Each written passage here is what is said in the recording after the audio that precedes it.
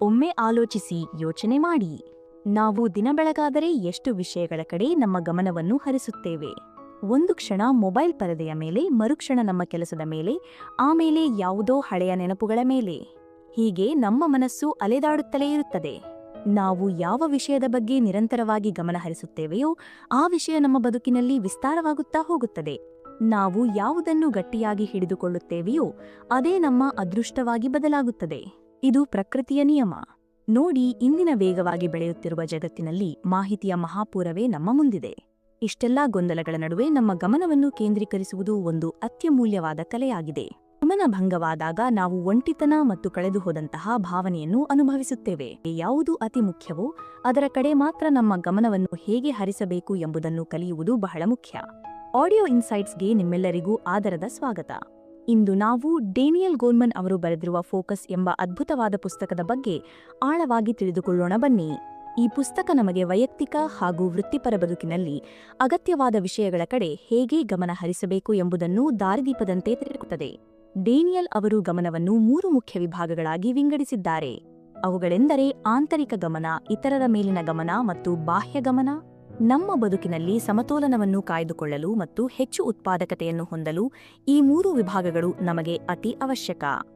ಒಬ್ಬ ನಾಯಕನಾಗಿ ಬೆಳೆಯಲು ನಿಮ್ಮ ವೈಯಕ್ತಿಕ ಹಾಗೂ ವೃತ್ತಿಪರ ಬೆಳವಣಿಗೆಗೆ ಅಗತ್ಯವಿರುವ ವಿಷಯಗಳ ಮೇಲೆ ನೀವು ಸಂಪೂರ್ಣವಾಗಿ ಗಮನ ಕೇಂದ್ರೀಕರಿಸಲು ಪ್ರಯತ್ನರಾಗಿರಬೇಕು. ಈ ಸುದೀರ್ಘವಾದ ಸಂಚಿಕೆಯಲ್ಲಿ ನಾವು ಏಕಾಗ್ರತೆಯ ಏರಿಳಿತಗಳ ಮೂಲಭೂತ ಅಂಶಗಳ ಬಗ್ಗೆ, ನಮ್ಮ ಮನಸ್ಥಿತಿಯನ್ನು ಹೇಗೆ ದೃಢವಾಗಿಟ್ಟುಕೊಳ್ಳಬೇಕು ಎಂಬುದರ ಬಗ್ಗೆ ಸವಿಸ್ತಾರವಾಗಿ ಅರ್ಥಮಾಡಿಕೊಳ್ಳೋಣ. ಗಮನಿಸಿ, ನಮ್ಮೆಲ್ಲರಿಗೂ ನಮ್ಮ ಕೆಲಸದ ಬಗ್ಗೆ ಒಂದು ರೀತಿಯ ಭಾವನೆಗಳಿರುತ್ತವೆ. ಮೊದಲನೆಯದಾಗಿ, ನಾವು ಮಾಡಬೇಕಾದ ಅತಿ ಮುಖ್ಯವಾದ ಕೆಲಸವೆಂದರೆ ನಮ್ಮ ಕೆಲಸವನ್ನು ನಾವು ಪ್ರೀತಿಸುವುದು. ನೀವು ಮುಂಜಾನೆ ಎದ್ದಾಗ ಆ ದಿನ ನೀವು ಮಾಡಬೇಕಾದ ಕೆಲಸಗಳ ಬಗ್ಗೆ ನಿಮಗೆ ಉತ್ಸಾಹವಿದೆಯೇ ಎಂದು ನಿಮ್ಮನ್ನೇ ನೀವು ಒಮ್ಮೆ ಕೇಳಿಕೊಳ್ಳಿ. ಹಾರ್ವರ್ಡ್ ಮತ್ತು ಸ್ಟ್ಯಾನ್ಫೋರ್ಡ್ ವಿಶ್ವವಿದ್ಯಾಲಯಗಳಲ್ಲಿ ನಡೆದ ಒಂದು ಸಂಶೋಧನೆಯಲ್ಲಿ ಒಂದು ಕುತೂಹಲಕಾರಿ ವಿಷಯ ಹೊರಬಂದಿದೆ. ತಮ್ಮ ಕೆಲಸದ ಬಗ್ಗೆ ಉತ್ಸಾಹ ಹೊಂದಿರುವ ಜನರು ಸಾಮಾನ್ಯ ಜನರಿಗಿಂತ ಅದ್ಭುತವಾಗಿ ಕಾರ್ಯನಿರ್ವಹಿಸುತ್ತಾರೆ. ಉತ್ಸಾಹದಿಂದ ಇರಲು ಅವರು ತಮ್ಮ ದಿನನಿತ್ಯದ ಕೆಲಸವನ್ನು ಒಂದು ದೊಡ್ಡ ಉದ್ದೇಶದೊಂದಿಗೆ ಜೋಡಿಸಿಕೊಂಡಿರುತ್ತಾರೆ. ಇಂತಹ ಜನರು ತಮ್ಮ ಕೆಲಸಗಳನ್ನು ಒಂದು ಸುಂದರವಾದ ಹರಿವಿನಲ್ಲಿ ಬಹಳ ಸಲೀಸಾಗಿ ಮುಗಿಸಿಬಿಡುತ್ತಾರೆ. ಆದರೆ ಯಾವ ಜನರಿಗೆ ತಮ್ಮ ಕೆಲಸದ ಬಗ್ಗೆ ಯಾವುದೇ ಪ್ರೇರಣೆ ಇರುವುದಿಲ್ಲವೋ ಅಂತಹವರು ಹೆಚ್ಚಿನ ಸಮಯ ಒತ್ತಡದಲ್ಲಿರುತ್ತಾರೆ ಅಥವಾ ಬೇಸರದಿಂದ ಕಾಲ ಕಳೆಯುತ್ತಾರೆ. ಬದುಕಿನಲ್ಲಿ ಅಥವಾ ಯಾವುದೇ ಕೆಲಸದಲ್ಲಿ ನಮಗೆ ಹರಿವು ಅಥವಾ ಫ್ಲೋ ಬರುವುದು ನಾವು ಇಷ್ಟಪಡುವ ಕೆಲಸವನ್ನು ಮಾಡಿದಾಗ ಮಾತ್ರ. ಉದಾಹರಣೆಗೆ, ನಮ್ಮ ಮನಸ್ಸಿಗೆ ಒಪ್ಪುವ ಉದ್ಯೋಗ ಅಥವಾ ವ್ಯಾಪಾರವನ್ನು ಮಾಡುವುದು. ಯಾವುದೇ ಕ್ಷೇತ್ರದಲ್ಲಿ ದೊಡ್ಡ ಸಾಧನೆ ಮಾಡಿರುವ ಜನರಲ್ಲಿ ನಾವು ಈ ಒಂದು ಅಂಶವನ್ನು ಸಾಮಾನ್ಯವಾಗಿ ಕಾಣಬಹುದು. ಯಶಸ್ವಿ ಜನರು ತಮ್ಮ ಇಷ್ಟದ ಕೆಲಸವನ್ನು ಮಾಡುವಾಗ ಎದುರಾಗುವ ಯಾವುದೇ ಸವಾಲುಗಳನ್ನು ಎದುರಿಸಲು ಸದಾ ಸಿದ್ಧರಾಗಿರುತ್ತಾರೆ. ಏಕೆಂದರೆ ಮುಂದಕ್ಕೆ ಹೋಗುವ ಪ್ರತಿಯೊಂದು ಹೊಸ ದಾರಿಯೂ ನಾವು ನಮ್ಮ ಸಾಮರ್ಥ್ಯವನ್ನು ಪ್ರಶ್ನಿಸುವಂತಹ ಕಠಿಣ ಕೆಲಸಗಳನ್ನು ಮಾತ್ರ ತೆರೆದುಕೊಳ್ಳುತ್ತದೆ ಎಂಬ ಸತ್ಯ ಅವರಿಗೆ ತಿಳಿದಿರುತ್ತದೆ. ನಿಮಗೆ ಆಶ್ಚರ್ಯವಾಗಬಹುದು, ನಾವು ಯಾವ ಕೆಲಸದ ಬಗ್ಗೆ ಭಾವನಾತ್ಮಕವಾಗಿರುತ್ತೇವೆಯೋ ಆ ಕೆಲಸವನ್ನು ನಾವು ಅತ್ಯಂತ ಆಳವಾದ ಏಕಾಗ್ರತೆಯಿಂದ ಮಾಡುತ್ತೇವೆ. ಆ ಕೆಲಸದಲ್ಲಿ ನಾವು ಯಶಸ್ವಿಯಾಗುತ್ತಿದ್ದೇವೆಯೋ ಇಲ್ಲವೋ ಎಂಬುದು ಮುಖ್ಯವಾಗುವುದಿಲ್ಲ. ಆ ಭಾವನಾತ್ಮಕ ಬಂಧದಿಂದಾಗಿ ನಮ್ಮೊಳಗೆ ಒಂದು ಅಚಲವಾದ ಗಮನದ ಹರಿವು ಶುರುವಾಗುತ್ತದೆ. ಈ ಸ್ಥಿತಿಯಲ್ಲಿ ನಾವು ಕೈಗೆತ್ತಿಕೊಂಡ ಕೆಲಸಕ್ಕಾಗಿ ಹೆಚ್ಚು ಸಕ್ರಿಯವಾಗಿ ಶ್ರಮಿಸುತ್ತೇವೆ. ನಮ್ಮ ಮನಸ್ಸು ಈ ಸ್ಥಿತಿಯಲ್ಲಿದ್ದಾಗ ನಾವು ಯಾವುದೇ ಗುರಿಯನ್ನು ಹೊಂದಿದ್ದರೂ ಅದರಲ್ಲಿ ನಮ್ಮ ಅತ್ಯುತ್ತಮ ಸಾಧನೆಯನ್ನು ತೋರುವ ಸಾಧ್ಯತೆಗಳು ಹೆಚ್ಚಿರುತ್ತವೆ. ಹಲವಾರು ಅಧ್ಯಯನಗಳು ತಿಳಿಸುವಂತೆ ಬಹುತೇಕ ಜನರು ಹಗಲುಗನಸು ಕಾಣುತ್ತಿರುತ್ತಾರೆ. ಸಾಮಾಜಿಕ ಜಾಲತಾಣಗಳಲ್ಲಿ ಅಥವಾ ಯೂಟ್ಯೂಬ್ ವಿಡಿಯೋಗಳಲ್ಲಿ ತಮಗೆ ಇಷ್ಟವಾದ ಜೀವನ ಶೈಲಿಯನ್ನು ನೋಡಿ ತಾವು ಹಾಗೆ ಬದುಕಬೇಕು ಎಂದು ಕನಸು ಕಾಣುತ್ತಾರೆ. ಆ ಜೀವನ ಶೈಲಿಯನ್ನು ಪಡೆಯಲು ತಮಗೆ ಅಗತ್ಯವಿರುವ ಮುಖ್ಯವಾದ ಕೆಲಸಗಳಲ್ಲಿ ಪರಿಣತಿ ಸಾಧಿಸಲು ಅವರು ಬಹಳ ಕಡಿಮೆ ಸಮಯವನ್ನು ಮೀಸಲಿಡುತ್ತಾರೆ. ಇದರಿಂದಾಗಿ ಅವರ ಗಮನ ಚದುರಿ ಹೋಗುತ್ತದೆ. ಅವರೊಳಗೆ ಒಂಟಿತನ ಮತ್ತು ದುಃಖ ಆವರಿಸಿಕೊಳ್ಳಲು ಶುರುವಾಗುತ್ತದೆ. ಇತರರ ಯಶಸ್ಸನ್ನು ನೋಡಿ ಅಸೂಯೆಪಡುವ ಭಾವನೆಗಳು ಹುಟ್ಟಿಕೊಳ್ಳುತ್ತವೆ. ಇಂತಹ ಪರಿಸ್ಥಿತಿಯನ್ನು ತಪ್ಪಿಸಲು ನಿಮಗೆ ನಿಜಕ್ಕೂ ಅಗತ್ಯವಿರುವ ಮತ್ತು ನೀವು ಇಷ್ಟಪಡುವ ಕೆಲಸಗಳಲ್ಲಿ ನಿಮ್ಮನ್ನು ನೀವು ಸದಾ ನಿರತರನ್ನಾಗಿರಿಸಿಕೊಳ್ಳಿ. ಇದರಿಂದ ನಿಮ್ಮ ಪ್ರೇರಣೆ ಮತ್ತು ಉತ್ಸಾಹ ಹೆಚ್ಚಾಗುತ್ತದೆ. ನಿಮ್ಮೊಳಗೆ ಒಂದು ಉದ್ದೇಶದ ಪ್ರಜ್ಞೆ ಮೂಡುತ್ತದೆ. ಆದ್ದರಿಂದ ನೀವು ಯಾವುದನ್ನು ಅತ್ಯಂತ ಮುಖ್ಯವೆಂದು ಪರಿಗಣಿಸುತ್ತೀರೋ ಮತ್ತು ಯಾವುದನ್ನು ಮಾಡಲು ನೀವು ಖುಷಿಪಡುತ್ತೀರೋ ಆ ಕೆಲಸದ ಮೇಲೆ ನಿಮ್ಮ ಸಂಪೂರ್ಣ ಗಮನವನ್ನು ಹರಿಸುವುದು ಅತ್ಯಂತ ಅವಶ್ಯಕ. ನೋಡಿ, ಎರಡನೆಯದಾಗಿ ನಾವು ನೆನಪಿನಲ್ಲಿಡಬೇಕಾದ ವಿಷಯವೆಂದರೆ ಇಂದಿನ ಕ್ಷಣವನ್ನು ಆನಂದಿಸುವುದು. ಲೇಖಕರಿಗೆ ಒಬ್ಬರು ಸ್ನೇಹಿತರಿದ್ದರು. ಅವರು ಧ್ಯಾನವನ್ನು ಕಲಿಸುವ ಶಿಕ್ಷಕಿಯಾಗಿದ್ದರು. ಅವರು ಒಮ್ಮೆ ಒಂದು ಅದ್ಭುತವಾದ ಕಥೆಯನ್ನು ಹೇಳುತ್ತಿದ್ದರು. ಒಮ್ಮೆ ಅವರ ಬಳಿ ಒಬ್ಬ ವಕೀಲರು ಬಂದರಂತೆ. ವಕೀಲರ ಕೆಲಸ ಹೇಗಿರುತ್ತದೆ ಎಂದರೆ ಅವರು ತಮ್ಮ ಕಕ್ಷಿದಾರರಿಗೆ ನ್ಯಾಯ ಒದಗಿಸಲು ನ್ಯಾಯಾಲಯದಲ್ಲಿ ತಮ್ಮ ಸಂಪೂರ್ಣ ಶಕ್ತಿಯನ್ನು ಬಳಸಿ ವಾದ ಮಾಡಬೇಕಾಗುತ್ತದೆ. ಹಲವು ಬಾರಿ ಹಗಲು ರಾತ್ರಿ ಎನ್ನದೆ ಕೋಪ ಮತ್ತು ಗದ್ದಲದ ವಾತಾವರಣದಲ್ಲೇ ಇರುತ್ತಿದ್ದರು. ಇದರಿಂದಾಗಿ ಯಾವಾಗಲೂ ವಾದ ಮಾಡುವಂತೆಯೇ ಯೋಚಿಸುವುದು ಅವರ ಅಭ್ಯಾಸವಾಗಿ ಬಿಟ್ಟಿತ್ತು. ತಮ್ಮ ಕಕ್ಷಿದಾರರನ್ನು ಸಮಸ್ಯೆಯಿಂದ ಪಾರು ಮಾಡಲು ತಂತ್ರಗಳನ್ನು ರೂಪಿಸುವಾಗಲೂ ಅವರು ತಮ್ಮ ಮನಸ್ಸಿನಲ್ಲೇ ವಾದ ಮಾಡುತ್ತಿರುವಂತೆ ಕಲ್ಪಿಸಿಕೊಳ್ಳುತ್ತಿದ್ದರು. ಈ ಎಲ್ಲ ಕಾರಣಗಳಿಂದಾಗಿ ಅವರ ಮನಸ್ಥಿತಿ ಹೆಚ್ಚಿನ ಸಮಯ ಕೋಪದಿಂದಲೇ ಕೂಡಿರುತ್ತಿತ್ತು. ಒಂದು ದಿನ ಆ ವಕೀಲರು ಧ್ಯಾನ ಶಿಕ್ಷಕಿಯನ್ನು ಭೇಟಿಯಾದರು. ಮೈಂಡ್ಫುಲ್ನೆಸ್ ಅಂದರೆ ನಮ್ಮ ಮನಸ್ಸಿನ ಬಗ್ಗೆ ಸಂಭವಾಗಿ ಅರಿವು ಹೊಂದುವುದರ ಬಗ್ಗೆ ಕಲಿಸಲು ಆ ಶಿಕ್ಷಕಿ ವಕೀಲರಿಗೆ ಕೆಲವು ಒಣದ್ರಾಕ್ಷಿಗಳನ್ನು ನೀಡಿ ಅವುಗಳನ್ನು ಒಂದೊಂದಾಗಿ ತಿನ್ನಲು ಹೇಳಿದರು. ಶಿಕ್ಷಕಿ ಹೇಳಿದಂತೆ ವಕೀಲರು ಪ್ರತಿಯೊಂದು ಒಣದ್ರಾಕ್ಷಿಯನ್ನು ತಿನ್ನುವಾಗಲೂ ಕ್ಷಣವನ್ನು ಸಂಪೂರ್ಣವಾಗಿ ಆನಂದಿಸಬೇಕು ಮತ್ತು ಆ ಒಣದ್ರಾಕ್ಷಿಯ ಪ್ರತಿಯೊಂದು ಸಿಹಿಯಾದ ರುಚಿಯನ್ನು ಸವಿಯಬೇಕು ಎಂದು ಸೂಚಿಸಿದರು. ನಂತರ ಶಿಕ್ಷಕಿ ವಕೀಲರಿಗೆ ತಮ್ಮ ಸಂಪೂರ್ಣ ಗಮನವನ್ನು ತಮ್ಮ ನೈಸರ್ಗಿಕ ಹರಿವಿನ ಕಡೆಗೆ ಹರಿಸುವಂತೆ ಹೇಳಿದರು. ಈ ಸಮಯದಲ್ಲಿ ಮನಸ್ಸಿನಲ್ಲಿ ಮೂಡುವ ಬೇರೆಲ್ಲ ಆಲೋಚನೆಗಳನ್ನು ಕಡೆಗಣಿಸುವಂತೆ ತಿಳಿಸಿದರು. ಹೀಗೆ ಆ ವಕೀಲರು ಮುಂದಿನ 15 ನಿಮಿಷಗಳ ಕಾಲ ತಮ್ಮ ಉಸಿರಾಟದ ಮೇಲೆಯೇ ಸಂಪೂರ್ಣ ಗಮನವನ್ನು ಕೇಂದ್ರೀಕರಿಸಿದರು. 15 ನಿಮಿಷಗಳ ನಂತರ ಅವರ ಮನಸ್ಸಿನಲ್ಲಿದ್ದ ಗೊಂದಲ ಮತ್ತು ಕೋಲಾಹಲವೆಲ್ಲವೂ ಮಾಯವಾಗಿ ಸಂಪೂರ್ಣ ಶಾಂತಿ ನೆಲೆಸಿತ್ತು. ಯೋಚನೆ ಮಾಡಿ, ನಾವು ನಮ್ಮ ಸಂಪೂರ್ಣ ಗಮನವನ್ನು ನಮ್ಮ ಪಂಚೇಂದ್ರಿಯಗಳ ಮೇಲೆ ಕೇಂದ್ರೀಕರಿಸಿದಾಗ ನಮ್ಮ ಮನಸ್ಸಿನ ಸಹಜವಾದ ಬಡಬಡಿಕೆಯನ್ನು ನಿಲ್ಲಿಸಿಬಿಡುತ್ತದೆ. ನೀವು ಇದನ್ನು ಎಂದಾದರೂ ಗಮನಿಸಿದ್ದೀರಾ? ನಮ್ಮ ಬದುಕಿನಲ್ಲಿ ಎಷ್ಟೇ ಕಷ್ಟಗಳಿದ್ದರೂ ನಿಮ್ಮ ಮುದ್ದಿನ ಬೆಕ್ಕು ಅತ್ಯಂತ ಪ್ರೀತಿಯಿಂದ ನಿಮ್ಮ ಮಡಿಲಿಗೆ ಹಾರುತ್ತದೆ ಮತ್ತು ನಿಮ್ಮ ನಾಯಿ ಬಾಗಿಲ ಬಳಿ ಬಾಲ ಆಡಿಸುತ್ತಾ ಅತ್ಯಂತ ಉತ್ಸಾಹದಿಂದ ನಿಮಗಾಗಿ ಕಾಯುತ್ತಿರುತ್ತದೆ. ಕಷ್ಟಗಳು ಪ್ರಾಣಿಗಳ ಬದುಕಿನಲ್ಲೂ ಇವೆ ತಾನೇ. ಆದರೂ ಅವು ಇಷ್ಟು ಖುಷಿಯಾಗಿರಲು ಹೇಗೆ ಸಾಧ್ಯ? ಏಕೆಂದರೆ ಅವು ಇಂದಿನ ಪ್ರಸ್ತುತ ಕ್ಷಣದ ಮೇಲೆ ಮಾತ್ರ ಗಮನಹರಿಸುತ್ತವೆ. ನಾಳೆಯ ಬಗ್ಗೆ ಚಿಂತಿಸಿ ಇಂದಿನ ಕ್ಷಣವನ್ನು ಹಾಳು ಮಾಡಿಕೊಳ್ಳುವುದಿಲ್ಲ. ಆದರೆ ನಮ್ಮ ಮನುಷ್ಯರ ಕಥೆಯೇ, ನಾವು ಆಗಾಗ್ಗೆ ನಮ್ಮ ಮನಸ್ಸನ್ನು ಅನಗತ್ಯ ವಿಷಯಗಳಲ್ಲಿ ತೊಡಗಿಸಿ ಅಲೆದಾಡುವಂತೆ ಮಾಡುತ್ತೇವೆ. ನಮ್ಮ ಮನಸ್ಸು ಎಷ್ಟು ಹೆಚ್ಚು ಅಲೆದಾಡುತ್ತದೆಯೋ ಅಷ್ಟು ಕಡಿಮೆ ನಾವು ನಮಗೆ ನಿಜವಾಗಿಯೂ ಏನು ಇಷ್ಟ ಎಂಬುದನ್ನು ಅರಿಯಲು ಸಾಧ್ಯವಾಗುತ್ತದೆ. ಒಂದು ಸಂಶೋಧನೆಯಲ್ಲಿ ಹಲವಾರು ವಿದ್ಯಾರ್ಥಿಗಳಿಗೆ ಒಂದೇ ವಿಷಯವನ್ನು ಓದಲು ನೀಡಲಾಯಿತು. ವರದಿಯಲ್ಲಿ ಕಂಡುಬಂದದ್ದೇನೆಂದರೆ, ಓದುವ ಸಮಯದಲ್ಲಿ ಹೆಚ್ಚಿನ ವಿದ್ಯಾರ್ಥಿಗಳು ಇತ್ತ ಕಡೆ ಅತ್ತ ಕಡೆ ನೋಡುತ್ತಿದ್ದರು. ಅಂದರೆ ಅವರು ಓದಿನ ಮೇಲೆ ಏಕಾಗ್ರತೆಯನ್ನು ಹೊಂದಿರಲಿಲ್ಲ. ಇದಕ್ಕೆ ಕಾರಣವೇನೆಂದರೆ, ನಮಗೆ ಇಷ್ಟವಿಲ್ಲದ ವಿಷಯವನ್ನು ನಾವು ಓದುವಾಗ ಅಥವಾ ಮಾಡುವಾಗ ನಮ್ಮ ಮನಸ್ಸು ಅಲೆದಾಡಲು ಶುರುವಾಗುತ್ತದೆ. ಆಗ ಒಂದೇ ಕಡೆ ಗಮನ ಹರಿಸುವುದು ನಮಗೆ ಬಹಳ ಕಷ್ಟವಾಗುತ್ತದೆ. ನಂತರ ಅದೇ ವಿದ್ಯಾರ್ಥಿಗಳ ಗುಂಪಿಗೆ ಅವರಿಗೆ ಅತ್ಯಂತ ಇಷ್ಟವಾದ ವಿಷಯಗಳನ್ನು ಓದಲು ನೀಡಲಾಯಿತು. ಈ ಬಾರಿ ಬಹುತೇಕ ಎಲ್ಲಾ ವಿದ್ಯಾರ್ಥಿಗಳು ತಮ್ಮ ವಿಷಯವನ್ನು ಅತ್ಯಂತ ಆಳವಾದ ಗಮನದಿಂದ ಓದುತ್ತಿದ್ದರು. ಅಪಘಾತದಲ್ಲಿ ಗಂಡ 1,000 ವಾಹನ ಚಾಲಕರ ಮೇಲೆ ನಡೆಸಿದ ಒಂದು ಅಧ್ಯಯನದಲ್ಲಿ ಅಪಘಾತ ಸಂಭವಿಸುವ ಸ್ವಲ್ಪ ಮೊದಲು ಅವರ ಮನಸ್ಸು ಬೇರಾವುದೋ ವಿಷಯದ ಕಡೆ ಅಲೆದಾಡುತ್ತಿತ್ತು ಎಂಬುದು ಸಾಬೀತಾಗಿದೆ. ಚಾಲಕನ ಮನಸ್ಸಿನಲ್ಲಿ ಗೊಂದಲಮಯ ಆಲೋಚನೆಗಳು ಎಷ್ಟು ವೇಗವಾಗಿ ಓಡುತ್ತಿರುತ್ತವೆಯೋ ಅಪಘಾತದ ಸಾಧ್ಯತೆಗಳು ಅಷ್ಟೇ ಹೆಚ್ಚಿರುತ್ತವೆ. ಮನಸ್ಸು ಅಲೆದಾಡಿದಂತೆಲ್ಲ ನಮ್ಮ ಕೆಲಸದ ಮೇಲೆ ಗಮನ ಹರಿಸುವ ನಮ್ಮ ನರಮಂಡಲದ ಸರ್ಕ್ಯೂಟ್ಗಳು ನಿಷ್ಕ್ರಿಯಗೊಳ್ಳಲು ಪ್ರಾರಂಭಿಸುತ್ತವೆ. ಇದರಾಗಿ ನಾವು ಮಾಡಬೇಕಾದ ಪ್ರಮುಖ ಕೆಲಸವನ್ನು ಏಕಾಗ್ರತೆಯಿಂದ ಮಾಡುವ ಬದಲು ಹಗಲುಗನಸು ಕಾಣಲು ಶುರುಮಾಡುತ್ತೇವೆ. ನಾವು ಹಗಲುಗನಸು ಕಾಣುವಾಗ ನಾವು ಕೈಗೆತ್ತಿಕೊಂಡ ಕೆಲಸದಲ್ಲಿ ಹೆಚ್ಚು ತಪ್ಪುಗಳನ್ನು ಮಾಡುತ್ತೇವೆ. ಇದರಲ್ಲಿ ಆಶ್ಚರ್ಯಪಡುವಂತಹದ್ದೇನೂ ಇಲ್ಲ. ಆದ್ದರಿಂದ ನಮಗೆ ಇಲ್ಲಿ ಸಿಗುವ ಪಾಠವೆಂದರೆ, ನಮ್ಮ ಏಕಾಗ್ರತೆಯನ್ನು ಹೆಚ್ಚಿಸಲು ಪ್ರಸ್ತುತ ನಮ್ಮ ಕೈಯಲ್ಲಿರುವ ಕೆಲಸವನ್ನು ನಾವು ಸಂಪೂರ್ಣವಾಗಿ ಆನಂದಿಸುತ್ತಾ ಮಾಡಬೇಕು. ಮೂರನೆಯ ಪ್ರಮುಖ ಅಂಶ ನಿಮ್ಮ ಗಮನವನ್ನು ಮರುಸ್ಥಾಪಿಸುವುದು. ಕೆಲಸದ ನಡುವೆ ಆಗಾಗ್ಗೆ ಕೆಲವು ನಿಮಿಷಗಳ ಕಾಲ ವಿಶ್ರಾಂತಿ ಪಡೆಯುತ್ತಿರಬೇಕು. ಇದರಿಂದ ನಮ್ಮ ಮನಸ್ಸಿನ ಶಕ್ತಿ ಮರುಸ್ಥಾಪನೆಯಾಗುತ್ತದೆ. ಆನಂತರ ನಾವು ಮತ್ತೆ ಮೊದಲಿನಂತೆಯೇ ಸಂಪೂರ್ಣ ಏಕಾಗ್ರತೆಯಿಂದ ಕೆಲಸ ಮಾಡಲು ಸಾಧ್ಯವಾಗುತ್ತದೆ. ನಿಮ್ಮ ಮನಸ್ಸಿನಲ್ಲಿ ಒಂದು ಪ್ರಶ್ನೆ ಮೂಡಬಹುದು: ನಮ್ಮ ಮನಸ್ಸಿನ ಸ್ನಾಯುಗಳಿಗೆ ವಿಶ್ರಾಂತಿ ಹೇಗೆ ಸಿಗುತ್ತದೆ? ಅವು ಯಾವಾಗಲೂ ಕೆಲಸ ಮಾಡುತ್ತಲೇ ಇರಲಿಲ್ಲವೇ ಎಂದು. ಇದಕ್ಕಾಗಿ ನಾವು ಕೆಲವು ನೈಸರ್ಗಿಕ ವಿಧಾನಗಳನ್ನು ಅಳವಡಿಸಿಕೊಳ್ಳಬಹುದು. ವಿಶ್ರಾಂತಿ ಪಡೆಯಲು ಬಿಡುವು ಮಾಡಿಕೊಳ್ಳಿ. ನಿಸರ್ಗದ ಮಡಿಲಲ್ಲಿರುವುದೇ ಅತ್ಯಂತ ಶಾಂತಿಯುತವಾದ ವಾತಾವರಣ. ಆದ್ದರಿಂದ ಪ್ರಕೃತಿಯ ನಡುವೆ ಸ್ವಲ್ಪ ಸಮಯ ಕಳೆಯಿರಿ. ಶಾಂತ ವಾತಾವರಣದಲ್ಲಿ ಸ್ವಲ್ಪ ಸಮಯ ಕಳೆಯುವುದರಿಂದ ನಮ್ಮ ಏಕಾಗ್ರತೆ ಮತ್ತು ತಾಳ್ಮೆ ಎರಡೂ ಹೆಚ್ಚಾಗುತ್ತದೆ. ಇದಕ್ಕಾಗಿ ಹತ್ತಿರದ ಉದ್ಯಾನವನಕ್ಕೆ ಹೋಗಬಹುದು. ಸೂರ್ಯಾಸ್ತದ ಸಮಯದಲ್ಲಿ ಮೋಡಗಳ ಕೆಂಪು ಬಣ್ಣವನ್ನು ನೋಡಿ ಆನಂದಿಸಬಹುದು, ಅಥವಾ ಹಾರುತ್ತಿರುವ ಚಿಟ್ಟೆಯನ್ನು ಗಮನಿಸುತ್ತಾ ಆ ಸುಂದರ ಕ್ಷಣವನ್ನು ಅನುಭವಿಸಬಹುದು. ಇಂತಹ ಸಣ್ಣಪುಟ್ಟ ಚಟುವಟಿಕೆಗಳು ನಮಗೆ ಒಳಗಿನಿಂದಲೇ ವಿಶ್ರಾಂತಿ ಪಡೆಯಲು ಒಂದು ಅದ್ಭುತವಾದ ಅವಕಾಶವನ್ನು ನೀಡುತ್ತವೆ. ಇದರಿಂದ ನಮ್ಮ ನೆನಪಿನ ಶಕ್ತಿ ಹೆಚ್ಚಾಗುತ್ತದೆ ಮತ್ತು ನಮ್ಮ ಗ್ರಹಣ ಶಕ್ತಿ ಸುಧಾರಿಸುತ್ತದೆ. ಇನ್ನು ನಾವು ಇಚ್ಛಾಶಕ್ತಿ ಅಥವಾ ವಿಲ್ ಪವರ್ ನಮ್ಮ ಏಕಾಗ್ರತೆಯನ್ನು ಹೇಗೆ ಹೆಚ್ಚಿಸುತ್ತದೆ ಎಂಬುದನ್ನು ಅರ್ಥ ಮಾಡಿಕೊಳ್ಳಬೇಕು. ನಿಮ್ಮ ಇಚ್ಛಾಶಕ್ತಿಯನ್ನು ಬಲಪಡಿಸುವತ್ತ ಗಮನ ಹರಿಸಿ. ನಮ್ಮ ಆಂತರಿಕ ಏಕಾಗ್ರತೆಯನ್ನು ಹೆಚ್ಚಿಸಲು ಇದು ಅತ್ಯಂತ ಪ್ರಮುಖವಾದ ಅಂಶಗಳಲ್ಲಿ ಒಂದಾಗಿದೆ. ಯಾವುದೇ ಗುರಿಯನ್ನು ತಲುಪಲು ಆಳವಾದ ಗಮನ, ದೃಢವಾದ ಪ್ರೇರಣೆ ಮತ್ತು ಬಲವಾದ ಇಚ್ಛಾಶಕ್ತಿ, ಈ 3 ಗುಣಗಳ ಅಗತ್ಯವಿದೆ. ನಮ್ಮ ಭವಿಷ್ಯದಲ್ಲಿ ಏನಾಗಲಿದೆ ಎಂಬುದನ್ನು ನಿರ್ಧರಿಸುವಲ್ಲಿ ನಮ್ಮ ಇಚ್ಛಾಶಕ್ತಿ ಬಹುಮುಖ್ಯ ಪಾತ್ರ ವಹಿಸುತ್ತದೆ. ಉದಾಹರಣೆಗೆ, ಬಲವಾದ ಇಚ್ಛಾಶಕ್ತಿ ಹೊಂದಿರುವ ಮಕ್ಕಳು ತಾವು ಕೊಟ್ಟ ಮಾತಿಗೆ ಬದ್ಧರಾಗಿರುವುದನ್ನು ನಾವು ನೋಡಬಹುದು. ಆದರೆ ದುರ್ಬಲ ಇಚ್ಛಾಶಕ್ತಿ ಹೊಂದಿರುವವರು ತಮ್ಮ ಬದ್ಧತೆಯನ್ನು ಉಳಿಸಿಕೊಳ್ಳುವ ಸಾಧ್ಯತೆ ಬಹಳ ಕಡಿಮೆ ಇರುತ್ತದೆ. ಒಂದು ಪ್ರಸಿದ್ಧ ಅಧ್ಯಯನದಲ್ಲಿ 1,000ಕ್ಕೂ ಹೆಚ್ಚು ಮಕ್ಕಳ ಮೇಲೆ ಒಂದು ಪ್ರಯೋಗವನ್ನು ಮಾಡುವುದು. ಇದರಲ್ಲಿ ಅವರ ಹತಾಶೆ, ಚಡಪಡಿಕೆ, ಏಕಾಗ್ರತೆ ಮತ್ತು ಬದ್ಧತೆಯಂತಹ ಭಾವನೆಗಳನ್ನು ಕೂಲಂಕಷವಾಗಿ ವಿಶ್ಲೇಷಿಸಲಾಯಿತು. ಸರಿ, ಸುಮಾರು 20 ವರ್ಷಗಳ ನಂತರ ಆ ಎಲ್ಲಾ ಮಕ್ಕಳ ಜೀವನವನ್ನು ಮತ್ತೆ ಅಧ್ಯಯನ ಮಾಡಲಾಯಿತು. ಈ ಬಾರಿ ಅವರ ಆರೋಗ್ಯ, ಅವರ ಆರ್ಥಿಕ ಸ್ಥಿತಿ ಮತ್ತು ಅವರ ಅಪರಾಧ ಹಿನ್ನೆಲೆಯನ್ನು ಪರಿಶೀಲಿಸಲಾಯಿತು. ಈ ಅಧ್ಯಯನದ ಫಲಿತಾಂಶವು ಒಂದು ಅದ್ಭುತವಾದ ಸತ್ಯವನ್ನು ಹೊರಹಾಕಿತು. ಬಾಲ್ಯದಲ್ಲಿ ಯಾವ ಮಗುವಿಗೆ ತನ್ನ ಮೇಲಿನ ನಿಯಂತ್ರಣ ಅಥವಾ ಬದ್ಧತೆ ಎಷ್ಟರ ಮಟ್ಟಿಗೆ ಉತ್ತಮವಾಗಿತ್ತೋ ಆ ಮಕ್ಕಳು ತಮ್ಮ ಜೀವನದ ಈ ಘಟ್ಟದಲ್ಲಿ ಅಷ್ಟೇ ಹೆಚ್ಚು ಯಶಸ್ವಿ ಮತ್ತು ಸಂತೋಷದಿಂದ ಬದುಕುತ್ತಿದ್ದರು.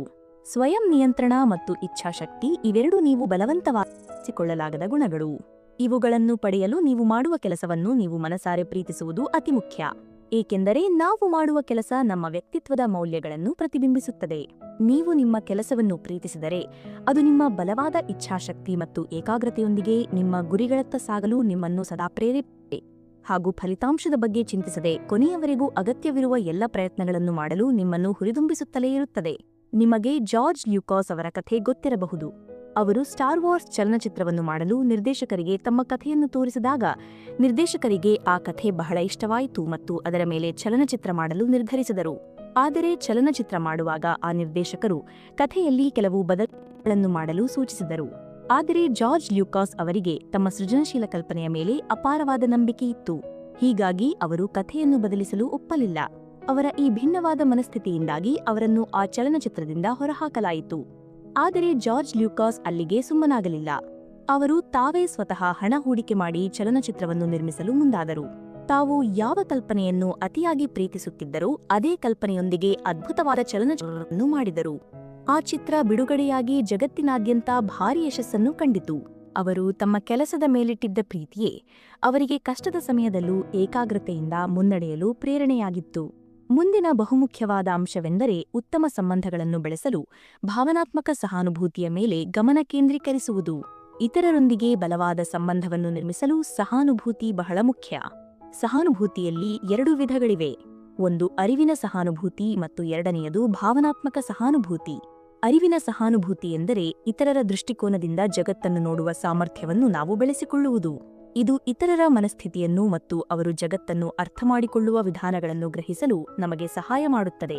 ಉದಾಹರಣೆಗೆ, ಯಾರಾದರೂ ತಮ್ಮ ಹತ್ತಿರದ ಸಂಬಂಧಿಯ ಮರಣದಿಂದ ತಮಗೆ ತುಂಬಾ ದುಃಖವಾಗಿದೆ ಎಂದು ನಿಮ್ಮ ಬಳಿ ಹೇಳಿಕೊಂಡರೆ, ಅರಿವಿನ ಸಹಾನುಭೂತಿಯನ್ನು ಹೊಂದಿದ್ದರೆ ಅವರ ವಾಸ್ತವವನ್ನು ನೀವು ಒಪ್ಪಿಕೊಳ್ಳುತ್ತೀರಿ.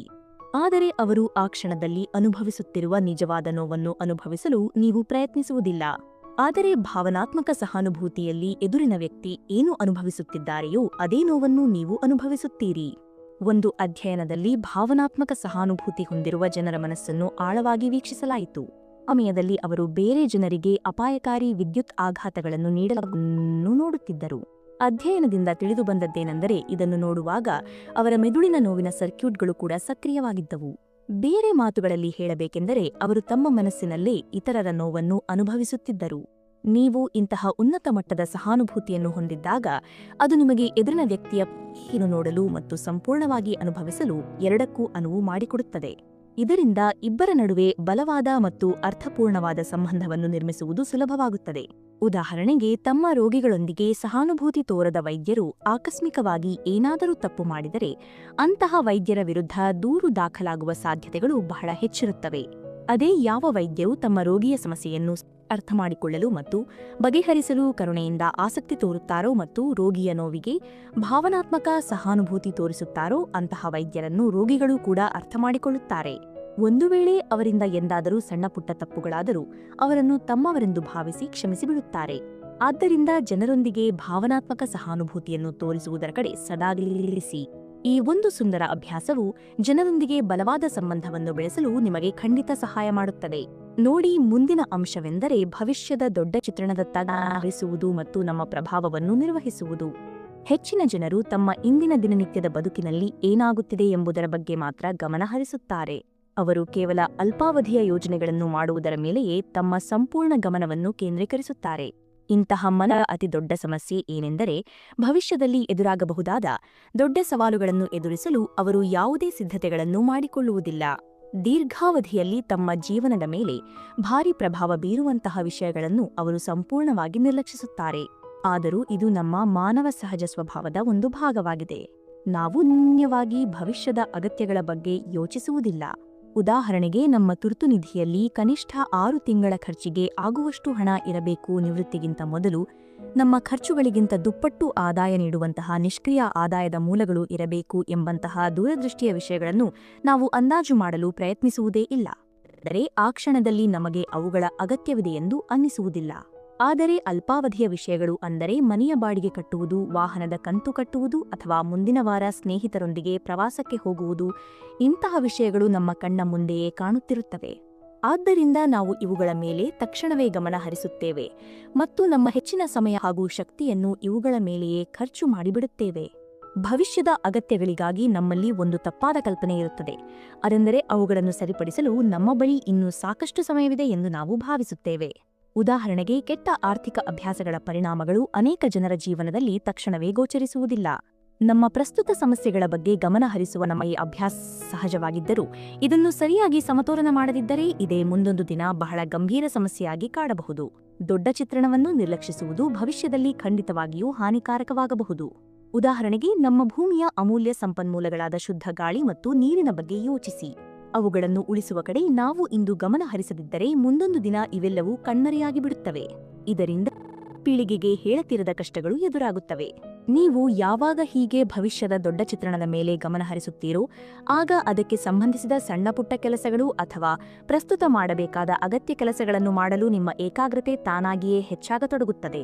ಉದಾಹರಣೆಗೆ, ನೀವು ನಿಷ್ಕ್ರಿಯ ಆದಾಯದ ಮೂಲಗಳನ್ನು ನಿರ್ಮಿಸಲು ಇಂದು ಏನು ಮಾಡಬೇಕೋ ಅದನ್ನು ಸಂಪೂರ್ಣ ಏಕಾಗ್ರತೆಯಿಂದ ಮಾಡಲು ಶುರು ಮಾಡುತ್ತೀರಿ. ಕೇವಲ ಅಲ್ಪಾವಧಿಯ ವಿಷಯಗಳ ಬಗ್ಗೆ ಗಮನ ಹರಿಸುವುದರಿಂದ ಆಗುವ ಇನ್ನೊಂದು ತೊಂದರೆ ಎಂದರೆ, ನೀವು ಕೇವಲ ಅಲ್ಪಾವಧಿಯ ಫಲಿತಾಂಶಗಳ ಮೇಲೆ ಗಮನ ಹರಿಸಿ ಯಾವುದಾದರೂ ಸಮಸ್ಯೆಯನ್ನು ಬಗೆಹರಿಸಲು ಪ್ರಯತ್ನಿಸಿದರೆ ಆ ಸಮಸ್ಯೆಯಿಂದ ನಮಗೆ ಸಿಗುವ ಪರಿಹಾರ ಕೇವಲ ಸ್ವಲ್ಪ ಸಮಯದವರೆಗೆ ಮಾತ್ರ ಇರುತ್ತದೆ. ಸ್ವಲ್ಪ ಸಮಯದ ನಂತರ ಆ ಸಮಸ್ಯೆ ಮತ್ತೆ ಯಾವುದಾದರೂ ರೂಪದಲ್ಲಿ ಮರಳಿ ಬರುತ್ತದೆ ಮತ್ತು ಪರಿಸ್ಥಿತಿಯನ್ನು ಮೊದಲಿನಗಿಂತಲೂ ಹೆಚ್ಚು ಹದಗೆಡಿ. ಆದರೆ ದೀರ್ಘಾವಧಿಯ ಆಲೋಚನೆಯಿಂದ ಕೆಲವು ಸಮಯದವರೆಗೆ ನಮಗೆ ಸ್ವಲ್ಪ ಕಷ್ಟವಾಗಬಹುದು. ಆದರೆ ದೀರ್ಘಕಾಲದವರೆಗೆ ಆ ಸಮಸ್ಯೆಯೇ ಸಂಪೂರ್ಣವಾಗಿ ದೂರವಾಗುತ್ತದೆ. ಉದಾಹರಣೆಗೆ, ಟ್ರಾಫಿಕ್ ಜಾಮ್ ಸಮಸ್ಯೆಯ ಬಗ್ಗೆ ಯೋಚನೆ ಮಾಡಿ. ಇದಕ್ಕೆ ಪರಿಹಾರವೆಂದರೆ ಹೆಚ್ಚು ರಸ್ತೆಗಳು ಅಥವಾ ಹೆದ್ದಾರಿಗಳನ್ನು ನಿರ್ಮಿಸುವುದು. ಹೆದ್ದಾರಿ ನಿರ್ಮಾಣವಾಗುವಾಗ ರಸ್ತೆಯ ಸುತ್ತಮುತ್ತ ಭಾರೀ ಟ್ರಾಫಿಕ್ ಜಾಮ್ ಆಗುತ್ತದೆ ಮತ್ತು ವಾಹನ ಸವಾರರಿಗೆ ತುಂಬಾ ತೊಂದರೆಯಾಗುತ್ತದೆ.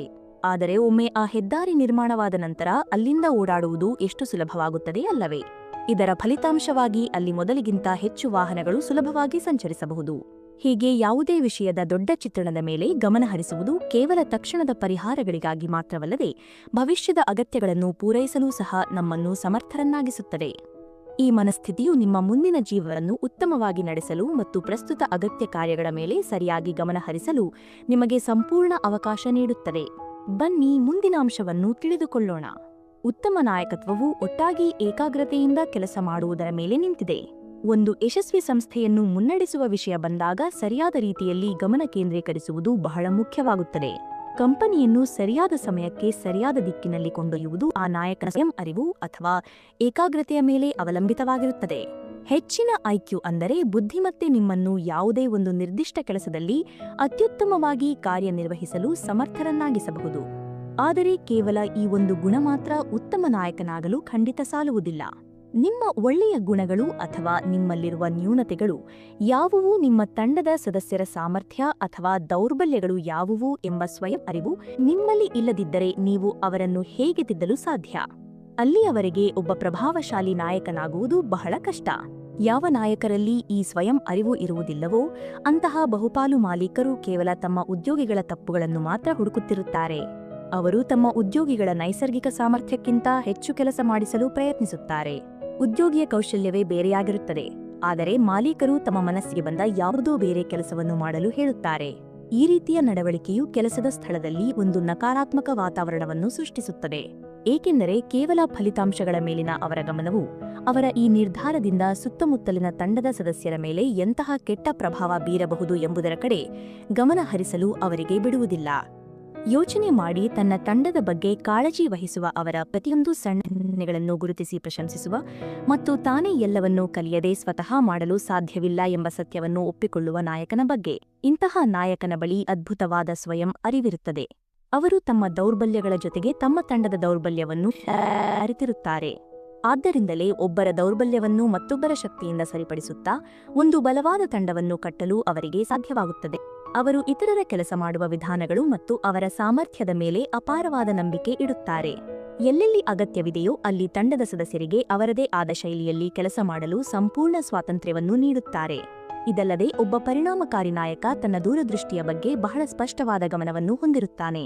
ನಾಯಕನ ದೂರದೃಷ್ಟಿ ಎಷ್ಟು ಸ್ಪಷ್ಟವಾಗಿರುತ್ತದೆಯೋ ಮತ್ತು ಗುರಿಯ ಕಡೆ ಎಷ್ಟು ವಾಗಿರುತ್ತದೆಯೋ ಅಷ್ಟು ಸುಲಭವಾಗಿ ಅವರು ಇತರರು ತಮ್ಮ ಮೇಲೆ ನಂಬಿಕೆ ಇಡುವಂತೆ ಮಾಡಬಹುದು. ಆ ಗುರಿಯನ್ನು ಸಾಧಿಸಲು ತಮ್ಮೊಂದಿಗೆ ಕೆಲಸ ಮಾಡುವಂತೆ ಇತರರನ್ನು ಮನವೊಲಿಸುವ ಸಾಧ್ಯತೆಯೂ ಅಷ್ಟೇ ಹೆಚ್ಚಿರುತ್ತದೆ. ಒಂದು ಸ್ಪಷ್ಟವಾದ ದೂರದೃಷ್ಟಿ ಯಾವುದೇ ಯಶಸ್ವಿ ವ್ಯಾಪಾರ ಯೋಜನೆಯ ಅಡಿಪಾಯವಿದ್ದಂತೆ. ಅಂತಹ ದೂರದೃಷ್ಟಿಯನ್ನು ವಾಸ್ತವಕ್ಕೆ ತರಲು ಸದಾ ತನ್ನ ಗುರಿಯ ಮೇಲೆಯೇ ಗಮನ ಕೇಂದ್ರೀಕರಿಸುವ ಒಬ್ಬ ಅದ್ಭುತ ನಾಯಕನ ಅಗತ್ಯವಿರುತ್ತದೆ.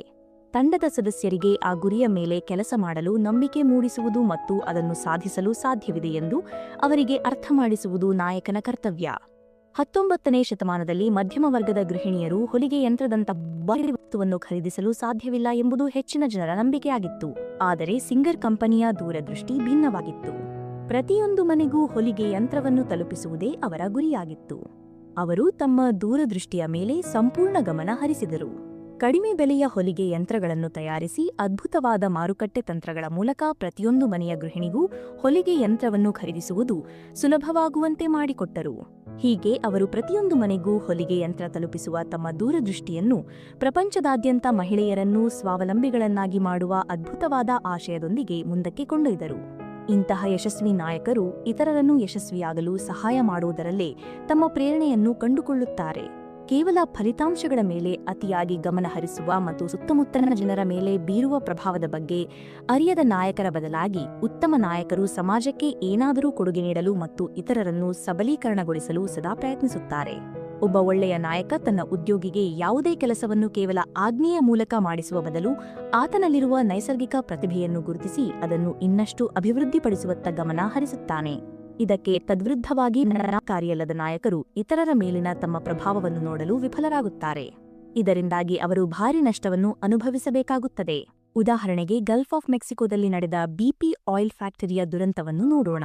ಈ ದುರಂತದಿಂದಾಗಿ ಹಲವಾರು ಪಕ್ಷಿಗಳು ಮತ್ತು ಪ್ರಾಣಿಗಳು ಸಾವನ್ನಪ್ಪುತ್ತಿದ್ದವು. ಗಲ್ಫ್ ಪ್ರದೇಶದ ಜನರು ಈ ಅವಘಡಕ್ಕೆ BP ಆಯಿಲ್ ಫ್ಯಾಕ್ಟರಿಯ ಡ್ರಿಲ್ಲಿಂಗ್ ಕೆಲಸವನ್ನೇ ದೂರಿದರು. ಆಗ BP ಕಂಪನಿಯ CEO ಆಗಿದ್ದ ಟೋನಿ ಹೇವರ್ಡ್ ಜನರ ಭಾವನೆಗಳಿಗೆ ಸಹಾನುಭೂತಿ ತೋರಿಸುವ ಬದಲು ಅತ್ಯಂತ ಅಹಂಕಾರದಿಂದ ಮಾಧ್ಯಮಗಳ ಮುಂದೆ ಹೀಗೆ ಹೇಳಿದರು: ಇಲ್ಲಿ ಈ ವಿಷಯದ ಬಗ್ಗೆ ನನಗಿಂತ ಹೆಚ್ಚು ನಾಚಿಕೆ ಪಡುವ ವ್ಯಕ್ತಿ ಬೇರೊಬ್ಬರಿಲ್ಲ. ಆದ್ದರಿಂದ ನೀವೆಲ್ಲರೂ ನಿಮ್ಮ ಕೆಲಸದ ಕಡೆ ಗಮನ ಕೊಡಿ, ನಾವು ಇದನ್ನು ಆದಷ್ಟು ಬೇಗ ಸರಿಪಡಿಸುತ್ತೇವೆ ಎಂದು. ಅವರ ಈ ಅಹಂಕಾರದ ನಡವಳಿಕೆಯು ಜನರ ಮನಸ್ಸಿನಲ್ಲಿ BP ಕಂಪನಿಯ ವಿರುದ್ಧ ಭಾರೀ ಆಕ್ರೋಶದ ಅಲೆಯನ್ನು ಎಬ್ಬಿಸಿತು. ಇದರಿಂದಾಗಿ ಸಾರ್ವಜನಿಕರ ದೃಷ್ಟಿಯಲ್ಲಿ ಕಂಪನಿಯ ಗೌರವ ಸಂಪೂರ್ಣವಾಗಿ ಮಣ್ಣುಪಾಲಾಯಿತು.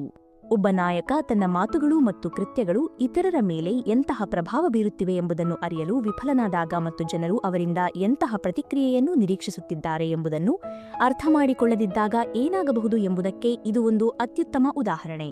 ಆದ್ದರಿಂದ ಪ್ರತಿಯೊಂದು ನಿರ್ಧಾರವನ್ನು ಅರಿವಿನಿಂದ ತೆಗೆದುಕೊಳ್ಳಿ. ನಿಮ್ಮ ದೂರ ಮತ್ತು ನಿಮ್ಮ ಕಾರ್ಯಗಳ ಬಗ್ಗೆ ಸದಾ ಏಕಾಗ್ರತೆ ಇರಲಿ. ಮುಂದಿನ ಪ್ರಮುಖ ಅಂಶವೆಂದರೆ ಭವಿಷ್ಯದ ಬಗ್ಗೆ ಸ್ಪಷ್ಟವಾದ ದೃಷ್ಟಿಕೋನವನ್ನು ಹೊಂದುವುದು. ಯಶಸ್ವಿ ನಾಯಕರು ಯಾವಾಗಲೂ ಭವಿಷ್ಯದ ಅಗತ್ಯಗಳ ಮೇಲೂ ಗಮನ ಹರಿಸುತ್ತಾರೆ. ಈ ಮನಸ್ಥಿತಿಯು ಮಾರುಕಟ್ಟೆಯಲ್ಲಿ ಮುಂದೆ ಬರಲಿರುವ ಅವಕಾಶಗಳನ್ನು ಗುರುತಿಸಲು ಅವರನ್ನು ಸಮರ್ಥರನ್ನಾಗಿಸುತ್ತದೆ. ಉದಾಹರಣೆಗೆ, ಭವಿಷ್ಯದ ದೃಷ್ಟಿಕೋನ ಮತ್ತು ಗ್ರಾಹಕರ ಬೇಡಿಕೆಗಳನ್ನು ಅರ್ಥಮಾಡಿದ ನಾಯಕರು ಕೇವಲ ತಮ್ಮ ಬಳಿ ಲಭ್ಯವಿರುವ ತಂತ್ರಜ್ಞಾನವನ್ನು ಮಾತ್ರ ಬಳಸಿ ತಮಗೆ ಅನುಕೂಲವಾಗುವಂತಹ ಉತ್ಪನ್ನಗಳನ್ನು ತಯಾರಿಸಲು ಪ್ರಯತ್ನಿಸುತ್ತಾರೆ. ಇದರಿಂದಾಗಿ ಅವರು ದೀರ್ಘಾವಧಿಯಲ್ಲಿ ಸಂಪೂರ್ಣವಾಗಿ ವಿಫಲರಾಗುತ್ತಾರೆ. ಇದಕ್ಕೆ ಅತ್ಯುತ್ತಮ ಉದಾಹರಣೆಯೆಂದರೆ ಸ್ಮಾರ್ಟ್ಫೋನ್ ಕಂಪನಿ ಬ್ಲ್ಯಾಕ್ಬೆರಿ. 2000 ಇಸವಿಯ ಮಧ್ಯಭಾಗದವರೆಗೆ ಬ್ಲ್ಯಾಕ್ಬೆರಿ ಸ್ಮಾರ್ಟ್ಫೋನ್ ಜನರ ಅಚ್ಚುಮೆಚ್ಚಿನ ಫೋನ್ ಆಗಿತ್ತು. ಆದರೆ ಕೇವಲ 5 ವರ್ಷಗಳ ನಂತರ ಅದು ತನ್ನ 75% ಗ್ರಾಹಕರನ್ನು ಕಳೆದುಕೊಂಡಿತು. ಇದಕ್ಕೆ ಕಾರಣವೇನು ಯೋಚನೆ ಮಾಡಿ. ಬ್ಲ್ಯಾಕ್ಬೆರಿ ಕಂಪನಿಯು ಆ ಕಾಲದಲ್ಲಿ ಜನರನ್ನು ಪರಸ್ಪರ ವೇಗವಾಗಿ ಮತ್ತು ಸುಲಭವಾಗಿ ಸಂಪರ್ಕಿಸಿದ ಅದ್ಭುತವಾದ ವೈಶಿಷ್ಟ್ಯವನ್ನು ಹೊಂದಿತ್ತು. ಆದರೆ ಬ್ಲ್ಯಾಕ್ಬೆರಿ ತನ್ನ ಫೋನ್ಗಳಲ್ಲಿ ಹೊಸ ವೈಶಿಷ್ಟ್ಯಗಳನ್ನು ಸೇರಿಸುವ ಬದಲು ಕೇವಲ ಬ್ಯಾಟರಿ ಬಾಳಿಕೆಯ ಕಡೆಗೆ ಮಾತ್ರ ಹೆಚ್ಚು ಗಮನ ಹರಿಸುತ್ತಿತ್ತು. ಗ್ರಾಹಕರು ಟಚ್ ಸ್ಕ್ರೀನ್ ವೈಶಿಷ್ಟ್ಯಕ್ಕಾಗಿ ಕಡಿಮೆ ಬ್ಯಾಟರಿ ಬಾಳಿಕೆ ಇರುವ ಫೋನ್ಗಳನ್ನು ಖರೀದಿಸಲು ಸಿದ್ಧರಿದ್ದಾರೆ ಎಂಬುದನ್ನು ಆ ಕಂಪನಿ ಅರ್ಥಮಾಡಿಕೊಳ್ಳಲೇ ಇಲ್ಲ. ಆದ್ದರಿಂದ ಬಳಕೆದಾರರು ಬೇರೆ ಟಚ್ ಸ್ಕ್ರೀನ್ ಮೊಬೈಲ್ ಕಂಪನಿಗಳ ಫೋನ್ಗಳನ್ನು ಖರೀದಿಸಲು ಪ್ರಾರಂಭಿಸಿದರು. ಭವಿಷ್ಯದ ಬಗ್ಗೆ ದೃಷ್ಟಿಕೋನ ಇಲ್ಲದ ಕಂಪನಿಗಳು ಏಕೆ ವಿಫಲವಾಗುತ್ತವೆ ಎಂಬುದಕ್ಕೆ ಬ್ಲ್ಯಾಕ್ಬೆರಿ ಒಂದು ಸ್ಪಷ್ಟವಾದ ಉದಾಹರಣೆ. ಏಕೆಂದರೆ ಇಂತಹ ಕಂಪನಿಗಳು ಮುಂದಿನ ದಿನಗಳಲ್ಲಿ ಜನರಿಗೆ ಏನು ಬೇಕು ಎಂಬುದನ್ನು ಕಂಡುಹಿಡಿಯುವ ಬದಲು ಕೇವಲ ಹಳೆಯ ತಂತ್ರಜ್ಞಾನದ ಮೇಲೆಯೇ ಅವಲಂಬಿತವಾಗಿರುತ್ತವೆ. ಇದರಿಂದಾಗಿ ಅವರು ಬದಲಾಗುತ್ತಿರುವ ಮಾರುಕಟ್ಟೆಯ ಬೇಡಿಕೆಯನ್ನು ಪೂರೈಸಲು ವಿಫಲರಾಗುತ್ತಾರೆ ಮತ್ತು ಮಾರುಕಟ್ಟೆಯಿಂದಲೇ ಹೊರಗುಳಿಯಬೇಕಾಗುತ್ತದೆ. ಇಲ್ಲಿ ನಮಗೆ ಸಿಗುವ ಬಹುದೊಡ್ಡ ಪಾಠವೆಂದರೆ, ಸ್ಪರ್ಧೆಯನ್ನು ಎದುರಿಸಲು ನೀವು ಹೊಸ ಆವಿಷ್ಕಾರಗಳ ಮೇಲೂ ನಿಮ್ಮ ಗಮನವನ್ನು ಕೇಂದ್ರೀಕರಿಸಬೇಕು. ಗೆಳೆಯರೇ, ಇದು ಫೋಕಸ್ ಅತ್ಯಂತ ಅಮೂಲ್ಯವಾದ ಸಾರಾಂಶ. ಬನ್ನಿ ನಾವು ಈವರೆಗೆ ಚರ್ಚಿಸಿದ ಪ್ರಮುಖ ಅಂಶಗಳನ್ನು ಮತ್ತೊಮ್ಮೆ ನೆನಪಿಸಿಕೊಳ್ಳೋಣ. ಇದರಿಂದ ಈ ಎಲ್ಲಾ ಅಂಶಗಳು ನಿಮ್ಮ ಮನಸ್ಸಿನಲ್ಲಿ ಅಚ್ಚಳಿಯದೆ ಉಳಿಯುತ್ತವೆ. ಯಾವುದೇ ಕೆಲಸದಲ್ಲಿ ಏಕಾಗ್ರತೆಯನ್ನು ಹೆಚ್ಚಿಸಲು ನೀವು ಮಾಡುವ ಕೆಲಸವನ್ನು ನೀವು ಮನಸ್ಸಿರಿಸುವುದು ಅತ್ಯಂತ ಅವಶ್ಯಕ.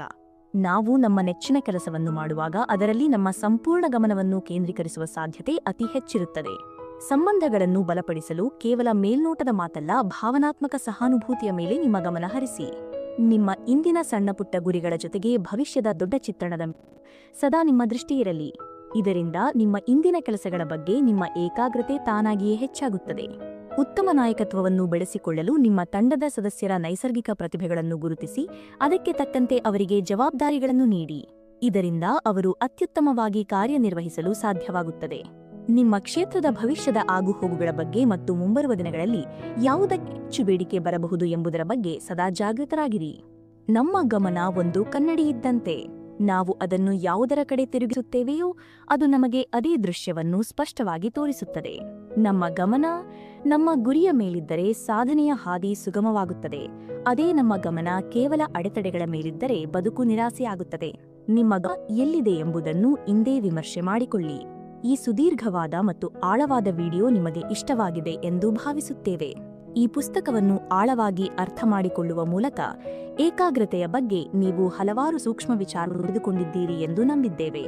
ಈ ವಿಡಿಯೋದಿಂದ ನೀವು ಕಲಿತ ಅತ್ಯಂತ ಪ್ರಮುಖವಾದ ಅಂಶ ಯಾವುದು ಮತ್ತು ಅದನ್ನು ನಿಮ್ಮ ಜೀವನದಲ್ಲಿ ನೀವು ಹೇಗೆ ಅಳವಡಿಸಿಕೊಳ್ಳುತ್ತೀರಿ ಎಂಬುದನ್ನು ನಮಗೆ ಕಾಮೆಂಟ್ ಮಾಡಿ ಖಂಡಿತ ತಿಳಿಸಿ.